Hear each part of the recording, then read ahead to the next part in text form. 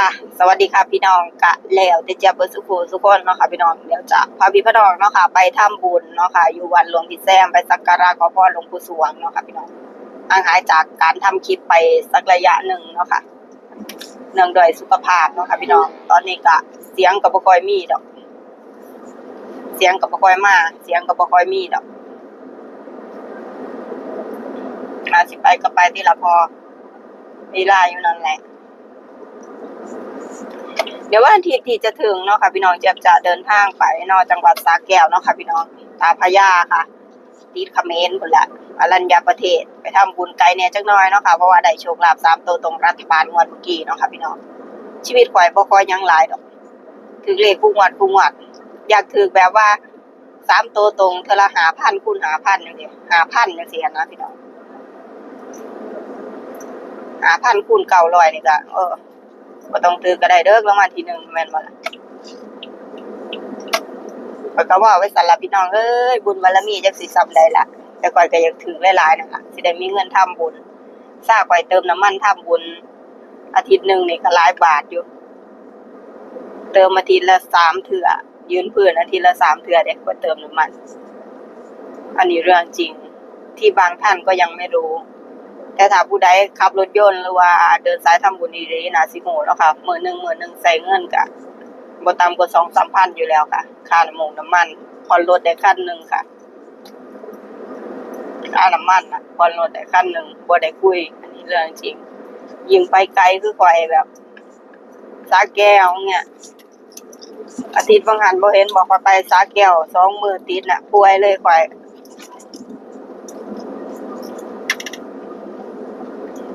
บางท่านก็เห็นไปทำบุญหม้องหั้นหม้องนี้ก็ฝากทำบุญก็อนุโมทนาสาธุบุญเนาะค่ะพี่น้องเฮ็ดพี่น้องก็ได้ถ้าพี่น้องบ่อนุโมทนาสาธุบุญให้ข้อยก็บ่ได้ดอกถ้าสิได้ก็ย้อนว่าเป็นสะพานบุญนี่ล่ะบ่ได้มีตัวเลขอิหยังให้ดอกเนาะค่ะพี่น้องต่อไปนี้ก็พาทำบุญอย่างเดียวเนาะค่ะแต่ก็อาจจะมีบ้างในบางโอกาสแล้วก็บางสถานที่เนาะค่ะที่พอให้ได้ก็ให้เนาะค่ะพี่น้องเพราะว่าเป็นคนบ่ให้เลขมั่วๆอยู่แล้วเนาะค่ะพี่น้องผู้ใดศรัทธาก็สามารถร่วมบุญได้เนาะค่ะพี่น้องผู้ใดบ่ศรัทธาก็บ่เป็นหยังเนาะค่ะพี่น้องเจี๊ยบก็บ่มีหยังให้ดอกต่อไปนี้นอกจากพาเดินสายทำบุญแล้วก็อนุโมทนาสาธุบุญไปนำกันเนาะค่ะพี่น้องเพื่อความสบายใจทั้ง2ฝ่ายเนาะค่ะพี่น้องบุญบ่เฮ็ดเฮาก็บ่ได้เฮาบ่เฮ็ดบ่สร้างเฮาก็บ่ได้บ่มีไผมาสร้างแทนเฮาได้ตายไปก็เอาไปได้แค่บุญกับบาปอย่างอื่นเอาไปบ่ได้นะจ๊ะมันก็เป็นสิครึมๆอยู่ฟังเสียงไว้เด้อพี่น้องเสียงข่อยก็ยังขึ้นหูดังอยู่เลยเป็นหวัดกินอันนั้นกินข้าวก็คือไม้เลียกระดานนี่ล่ะข่อยน่ะกินหยังก็บ่รู้เรื่องว่าแม่นเอาลิ้นเลียกระดานก็ยังแสบกว่าอีกบ่รู้รสชาติอิหยังแต่ผัดป่วย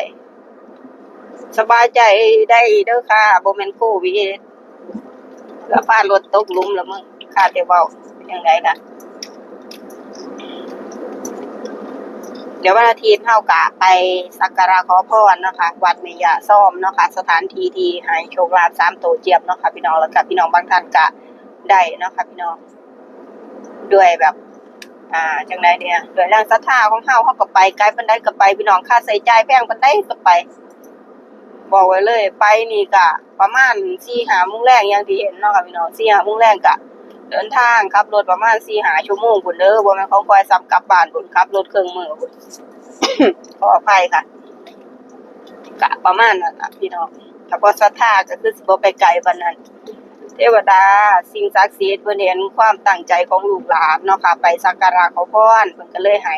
3ตัวตรงเนาะค่ะพี่น้อง2งวดติดแล้วแต่ว่าเจี๊ยบหันขอไว้รัฐบาล5งวดเนาะค่ะวัดแม่ย่าซ้อมเนาะค่ะพี่น้องแล้วก็ไปหาทำบุญแถวตาพระยาอรัญญประเทศหม้องพี่น้องทหารไทยเฮาพุ่นล่ะติดเขมรพุ่นล่ะก็ไปรบซอยได้ก็คือสิไปแล้วล่ะบ่ย้านดอกความตายบางคนก็เป็นห่วงในการเดินทางก็ขอบคุณหลายๆค่ะพี่น้องแต่สำหรับตัวเจี๊ยบเนาะค่ะบ่เคยย้านความตายเนาะค่ะตายทิ่มแล้วก็แล้วดอกพี่น้องว่าแต่ได้ทำบุญไว้หลาย ตายไปมันก็สิได้บ่ทรมานแน่เนาะค่ะช่วงเวลาสุดท้ายเฮาก็บ่ต้องทรมานเนาะค่ะพี่น้องถ้าเฮาทำบุญไว้หลายสร้างบารมีไว้หลายนอนตายไปเลยเนาะค่ะพี่น้องสำบาย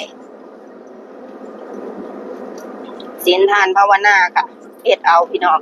เฮาก็เฮ็ดซ้ำเฮาเฮ็ดได้นั่นล่ะมันบ่มีไผดีเต็มร้อยดอกบางคนก็ทักมาถามแนวทางบ่รู้เนาะค่ะพี่น้องเจ็บก็บอกแล้วว่าบ่ได้ให้แนวทางคือแต่กี้เนาะค่ะพี่น้องมีแต่คำอวยพรแล้วก็มีแต่คำอนุโมทนาสาธุบุญให้เนาะค่ะพี่น้องจะซื้อตัวใดก็ขอให้พี่น้อง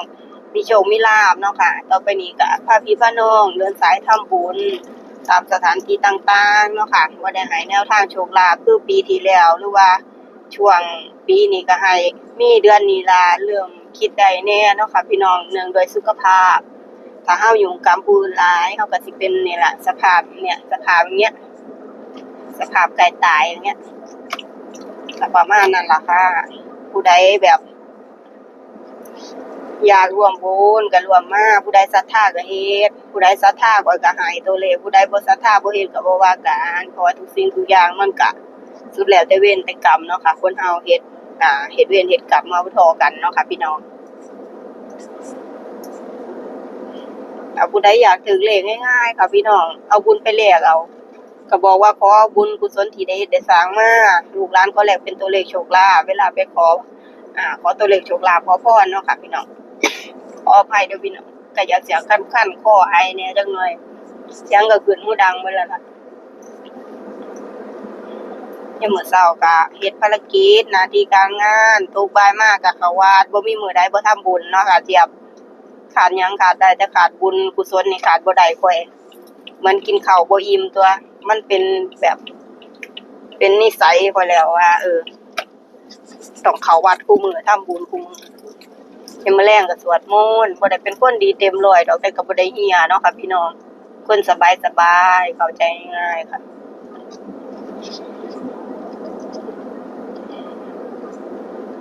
ไกลอยู่เด้พี่น้องอรัญญประเทศโอ้บุรีรัมย์ศรีสะเกษพุ่นล่ะซ้ำเกือบกลับบ้านพุ่นล่ะก็ไปด้วยใจศรัทธาสมมุติว่าเฮาออกไปประมาณ 4-5 โมงแลงเนาะค่ะพี่น้อง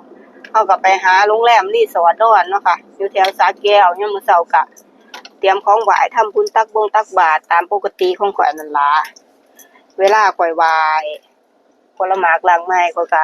ใส่ปัจจัยข้อยเองเนาะค่ะพี่น้องผู้ใดสิคอมเมนต์หยังก็ระวังมือแหน่เนาะค่ะพี่น้องอิหยังที่เฮาเฮ็ดแล้วมีความสุขอิหยังที่เฮาศรัทธาก็เฮ็ดไปโลดค่ะเฮ็ดก่อสร้างบ่น่าจะใช่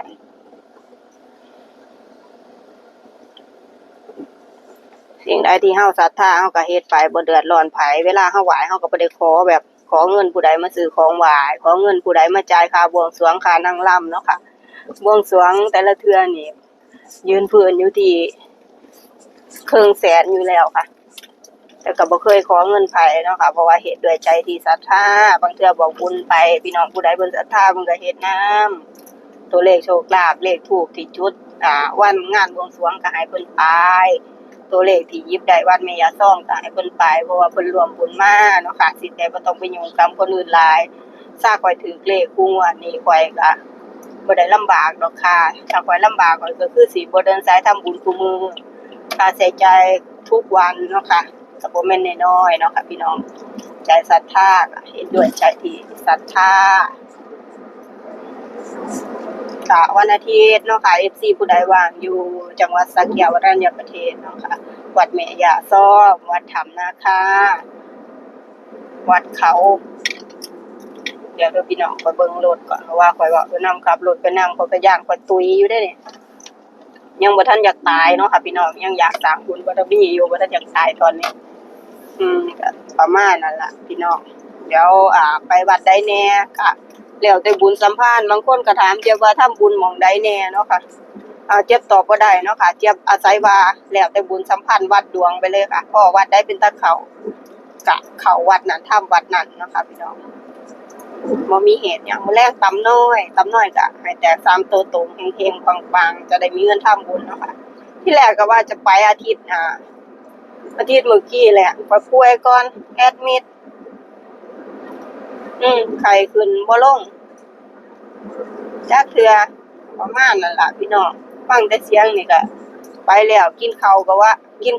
แม่นบ่มีรสชาติและซ้ำเลียไม้กระดานนั่นน่ะอืมตอนนี้ก็หูเข้มมาแน่อืมเดี๋ยวไปเจอกันอยู่วัดอีกที่เนาะค่ะพี่น้องเดี๋ยวจะถ่ายบรรยากาศทางวัดให้ผู้ใดอยากร่วมทำบุญก็ทักไปในเพจเนาะค่ะเพจก็แล้วแต่เจี๊ยบเนาะค่ะแล้วก็ทุกช่องทางออนไลน์นั่นล่ะก็แล้วแต่เจี๊ยบแล้วก็ Facebook นาคนาคีกันหาโคตมาเนาะค่ะพี่น้องลำๆรวยๆเฮงๆปังๆค่ะเลขวัดแม่ย่าซ่อมแล้วก็เลขปู่พญายักษ์เนาะค่ะ2สถานที่เนาะค่ะงวดนี้ยึดเลขเป็นหลักผู้ใดเฮ็ดบุญก็ได้โชคลาภผู้ใดบ่เฮ็ดก็แล้วแต่เนาะค่ะศรัทธาผู้ใดที่ศรัทธาข้อยนี่ข้อยให้เด้ให้คุงวดเขาก็ให้ได้บ่ว่าจะเป็นตำไทยตำน้อยตำสารพัดตำแม่นมั่วโลด